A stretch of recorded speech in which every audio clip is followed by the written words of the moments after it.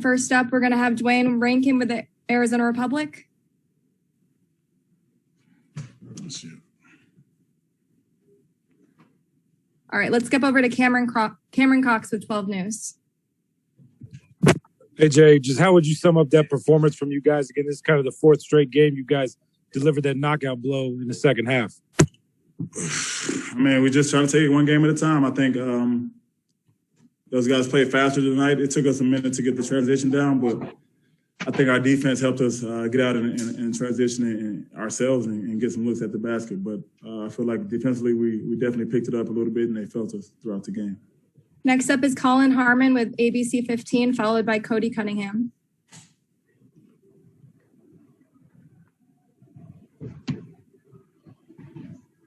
There we go. Hey, Jay, just wanted to get your take on the crowd tonight, and especially in the fourth quarter when you guys were on the bench and the waves going on and the chants and all of it. I mean, we feel them. We appreciate those guys, and they're doing a hell of a job of making it tough to come in here and get a win against us with our crowd behind us, because we're feeding off of it, and we're going to need them the rest of the way. So it's definitely rocking inside our building each and every game, and we appreciate it. But we're definitely feeding off of it. Next up is Cody Cunningham with Suns.com, followed by Greg Moore.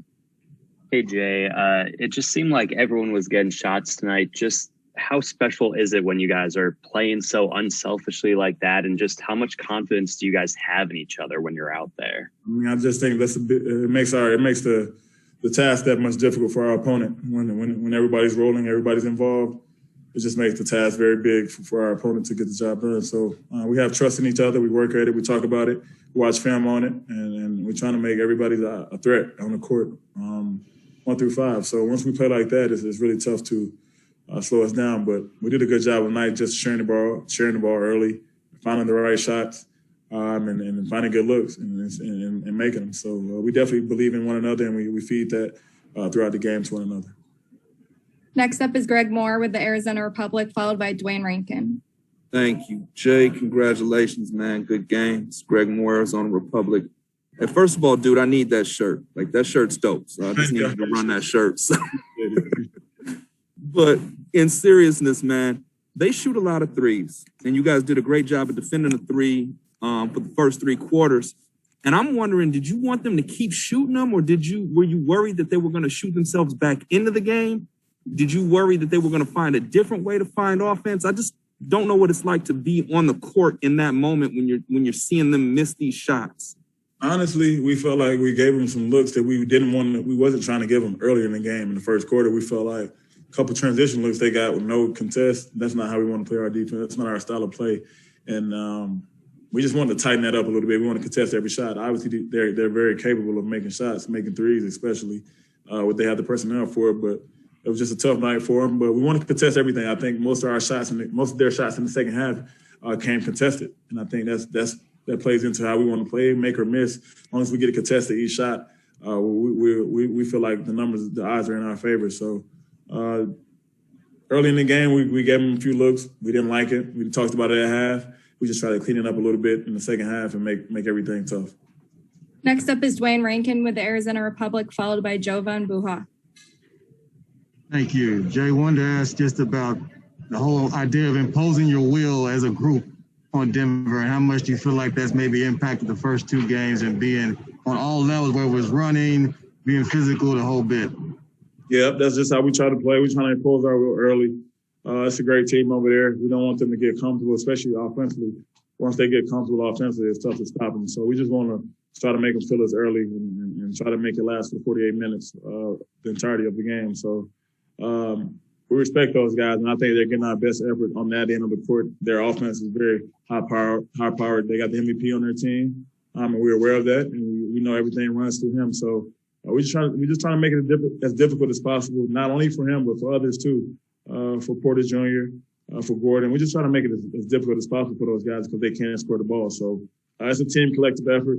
We're doing a good job of honing in on what we need to hone in on and trying to figure it out the rest of the stuff on the fly and play hard. But there's definitely a sense of urgency on our behalf because of their offensive potency that they have over there. So kudos to those guys for us being so locked in on them that we respect them because we respect their offense and their style of play.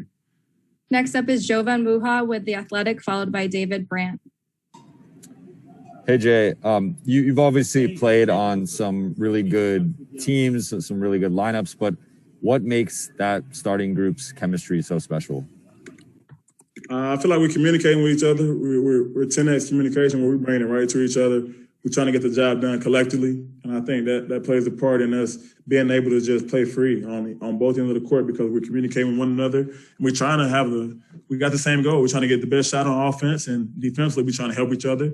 When a man goes get beat, we're trying to rotate and have all five guys on the string. So it's everything we're doing collectively. It's not one guy doing anything special. We're just trying to do it together, and I think that makes us much more tougher. And I think that's what you're seeing right now. You're just seeing five guys on the court just collectively doing whatever it takes to get the job done on both ends of the court, and it's working out for us right now.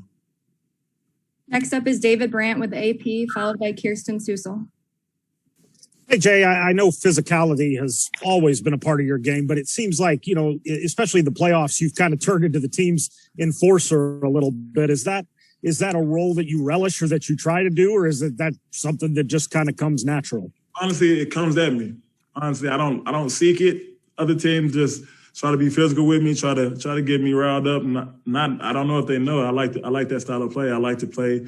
I like the trash talk. I like all of that because it definitely gets me going. And I think my team definitely feeds off of it a little bit, the energy of it. But I gotta be smart. I can't always bite the bait and keep giving money back to the league. I've given a lot of money back this whole playoff. So I got to be smart and try to protect myself and protect my money a little bit. Next up is Kirsten Susel with 12 News. Hey, Jay, wanted to go back to the crowd tonight. Torrey said that he had a moment during a timeout where he looked up at the Jumbotron and saw a kid take his shirt off and just sort of thought to himself, this is wild. Did you have a moment like that where you're just like, I can't believe this? I saw the same thing. I looked up at the Jumbotron exactly the same way, and I saw the kid take his shirt off. That was pretty electric. I was wondering why the crowd was getting so loud. It was a timeout, and I just looked up at the Jumbotron and seeing the kid take his shirt off. But it's rocking in there each and every night. Can't even lie. It's a lot of good energy, and we're feeding off of it, and it's making us go. So we definitely appreciate it, and you definitely can feel it. I don't care if you're watching, spectating, or playing, you feel the energy in the building. And it's great to be a part of. Next up is Cam Cox again with 12 News.